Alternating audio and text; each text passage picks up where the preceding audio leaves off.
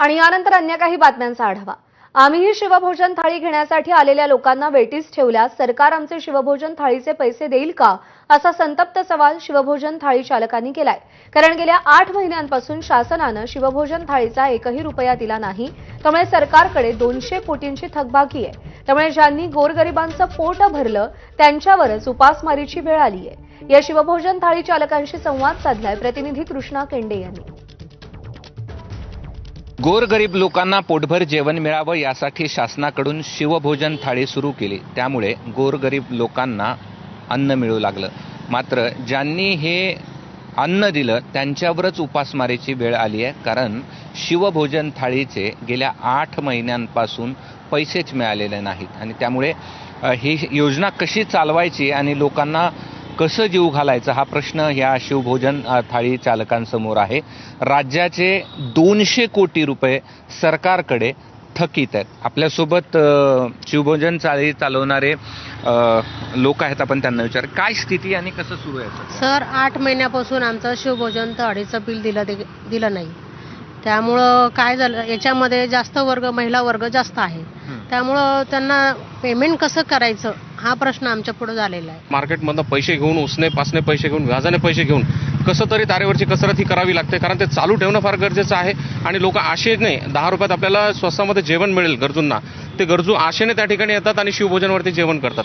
परंतु आज अशी परिस्थिती आहे की उधारी पाधारीवरती पण उधारीवाले एवढे तंग करत आहेत, एवढे परेशान करत आहेत की म्हणजे एकदम कुचंबना झाल्यासारखं वाटत आहे। जे आम्ही जे शिवभोजन चालक आहोत, आज आमच्यावरच उपासमारीची वेळ आलेली आहे। सगळे आम्ही 8 महिन्यापासून पेमेंट नाही आहे। दिवाळीसारखा सण सुद्धा आमचा अंधारात गेला आणि आम्हीच कर्जबाजारी होऊन कर्ज काढून आमचे सेंटर वाचवण्याचा प्रयत्न करतोय, चालवतोय कुठल्या म्हणजे धडपडीमध्ये। मंत्रालयांच्या बिस्लेरीची बॉटल एवढी किंमत त्याला लागते, तेवढीच निधी त्यांना लागते।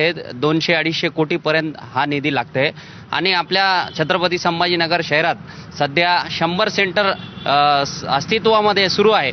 पण मागील 8 महिन्यापासून हा सरकारने आम्हाला 1 रुपया या शिवभोजन चालकांना दिलेले नाही। यांची दिवाळीत अंधेऱ्यात गेलेली आहे। छत्रपती शिवाजीच्या महाराजाने हा शिवभोजन थाळी योजना सुरू आहे, पण शिवाजीच्या महाराजाचं नाव देऊनही या योजनावर दुर्लक्ष हे सरकार करीत आहे। एकदम कठीण परिस्थितीमध्ये चालवतोय। कालचीच ताजी घटना आहे। मुंबईमध्ये आर्यन प्रकरण गाजतंय। 45 लाख रुपये त्याची थकबाकी असल्यामुळे त्यांनी जवळपास 50 मुलांना वेठीस धरलं होतं। तशीच अवस्था आज आमची झालेली। सावकाराकडून आम्ही कर्ज घेतलेत, तो आता आम्हालाच वेठीस धरतो काय, अशी परिस्थिती झालेली। हे शिवभोजन थाळी जी आम्ही चालवतोय हे लोकांचं कर्ज काढून चालवतोय आणि यांनी एवढा निधी द्यायला उशीर केला। आणि कर्मचारी आहेत आमच्याजवळ कामाला, तर कर्मचाऱ्यांना पैसे कुठून द्यायचे? दिवाळी गेली, आम्ही आमची दिवाळी साजरी केली नाही, पण लोकांचं कर्ज काढून आम्ही आमच्या कर्मचाऱ्यांना जे पोळी करतात, भांडे घासतात, त्या लोकांना आम्ही इकडून तिकडून करून पैसे दिले। कारण आमच्यामुळे त्यांची दिवाळी अंधारात नकोय, हे सरकारला दिसत नाही का? आज साहेब जवळपास आम्हाला 7 ते 8 महिने झाले। आज याच्यामध्ये महिला वर्ग आहे आणि आज आमच्याकडे काम करणाऱ्या महिला वर्ग आहे शिवभोजनला।